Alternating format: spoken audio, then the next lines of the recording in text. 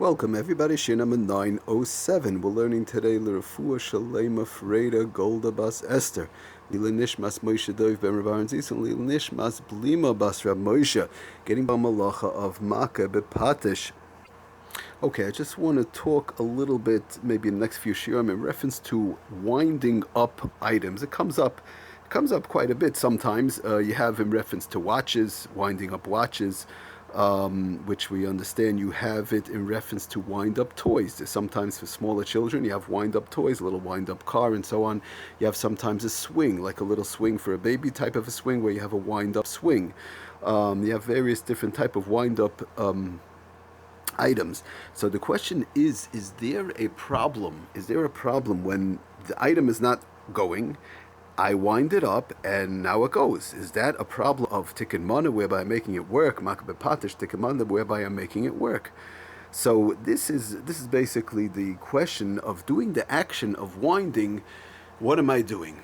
Okay, so I first just to talk a little bit in reference to watches, regular wind-up watches. Now, it goes without saying, if somebody, in reference to a watch with a battery, electricity, these type of things obviously cannot be, one is not supposed, you can't start changing battery in Shabbos. For example, somebody's watch stopped and they need a new battery. You can't go and change the battery of the watch, right?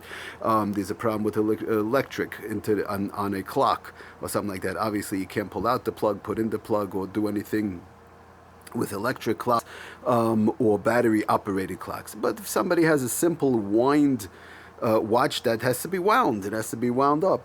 Now the question is to start with the worst case scenario. A watch, somebody has a watch, a regular wind-up watch, and it's nothing to do with the batteries. Now the question is, it stopped. It's not working. Is one allowed to go ahead and wind the watch on Shabbos and now make the watch work again? So basically that's the worst case scenario. Mishabura brings that down. There's a famous Chayadam, there's others also, basically say that is not allowed to be done. Basically what's happening is when the person's watch is not working, for whatever the reason is, it has to be rewound, or the handles are not moving, or whatever, but when the person's watch is not working, it's basically not a usable item. So to the extent that the Shmir Shabbos HILCHOS Taka brings down that in Perek Chav Ches Ois Chav, Taka says that not just that, but a watch that's not working. Somebody has a watch that's not working. Its Taka will be muksa. It's a problem of muksa that you're not supposed to move it. So not just the action of winding up the watch in general. Many poskim taka say that this is, and it's not working, you're now making it work. Because what use do I from a watch wearing it on my hand when it's not working? So we're going to see when we talk a little bit about toys, for example, or possibly the swing, that's a little bit different because it's still a usable item even without winding it up, but a watch is not. So we start with that. Okay, so we'll get to, we'll try and see if we could figure out what about if the watch is still working? But just before we get to that, probably upcoming shiurim, but the bottom line is a regular watch is not working. Also, just to shake it, the Mishabura actually talks about in the Nanea to give it a shake. So it's not working, and now it starts working. Is also should not be done. He explains just to read the lashon from the Lamites Malachas. According to most poskim, winding a watch or a clock, for that matter, is running into the malacha of MAKEH B'PATISH or possibly boina tikkun mana. This is because the timepiece, if not constantly functional, is a totally useless object. I have no use for it. So therefore, winding the watch or the clock or whatever it is an act of completing an otherwise useless object by suddenly changing it into or maintaining it. We'll see how that works. A functional instrument by either shaking it or by winding it. So just to go through real quickly the muksa part of it, the Sefer Shabbos, Shmir Shabbos HILCHOS, so again in Perek Ches Sifchaf, so he says that it's muksa. A regular watch, that's my watch, and it doesn't work, so I have no use for it, so it's muksa.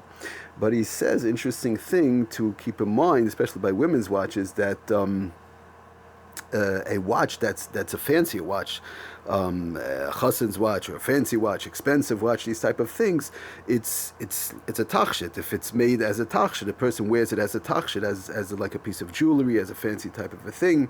It could be a gold watch, like we said, a chassan's watch, very expensive, these type of things. So then if it's im kiragel einay mesira miyad, if a person, in other words, I always wear it on my hand at working, now we're working, it's a fancy thing, and this is a nice thing that I go out with on Shabbos or all the time, and it shows, sometimes people go to simchas with these type, they'll put on a fancier type of a watch, and they even wear it. They might wear it to the simcha. It is not one of the conditions, but this is just a way of knowing. The fancy watch, I'll wear it even to a simcha. I'm going to a wedding, even if it's not working, because it's a fancier thing. So that it would it falls under the conditions of a tachshit, which we're not going to get into all that right now. In other words, as far as carrying on Shabbos, we're going to see when something's a tachshit, you're allowed to. Okay, we're not going to get into the whole thing right now, but be it as it may, says the Shmir Shabbos HILCHOS, a fancier watch that is not working, even while it's standing still. In other words, even not while it's not working, it would be okay to wear on Shabbos.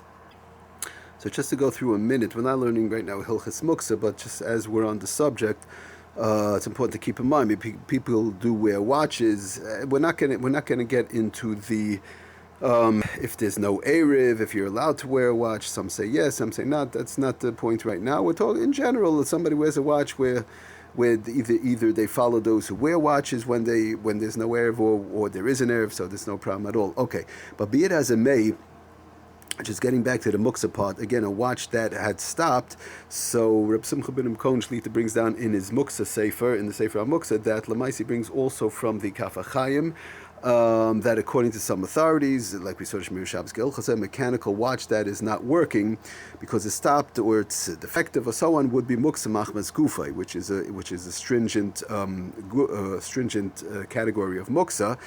But he does bring down others from the Ketzos HaShulchan for various different reasons. He says other poskim, however, rule that if the watch is not working because it stopped, it has to be wound up or whatever the case is. It's not considered to be broken. You don't wind it up. You can't wind it up. We're talking about the muksa part. We established like that. If it stopped working, you're not supposed to wind it up. That's a separate issue. But now the question is somebody's wearing it. So he says it's considered to be, it's not considered to be a broken utensil, therefore it's not muksa. Okay, so we see the bottom line is, be it as it may, it is machlokes. He says, Lamaisa, one should follow the stringent view and consider a watch that stopped working as muksa. You should. We look at the watch that's muksa, unless, like we said, b'shem the Shmir Shabbos HILCHOS, it has a bit of a tachshit, it's very expensive, it's a gold watch, whatever, and it's a fancy thing. So it's that you're not wearing it for the time, you're wearing it for the jewelry, you're wearing it for the niceness and so on as a tachshit on Shabbos. And then we said it was okay. But be it as it may, he does bring down l'maisa, however, in a case of need. The watch may, for example, if let's say you leave the watch in a certain place, it's not working, but if I leave it over there, I'm not going to have a watch, period, right? The watch may be stolen if it's left outside or whatever the case is. So it does bring down, then we could rely on the authorities, we could rely on those poskim like we saw, say Shulchan and others, who ruled that the stopwatch only requires to be wound up, it would not have a din of muksa, it would still be considered as a kli. Again, we don't wind it up, but the question of moving it now, and therefore he does say that the watch may be worn until a safe place. Let's say somebody's wearing the watch and it's stopped, they could wear the watch until a safe place is reached, provided that the watch may be worn in that place. So the bottom line is, if the watch did stop, person doesn't want to lose their watch, you don't have to take it off and drop it, whatever the case is, you can just bring it, keep on wearing it to when you get till you get home or whatever it is, to the place you have to go. Listening, atzlach and bracha, kol tov.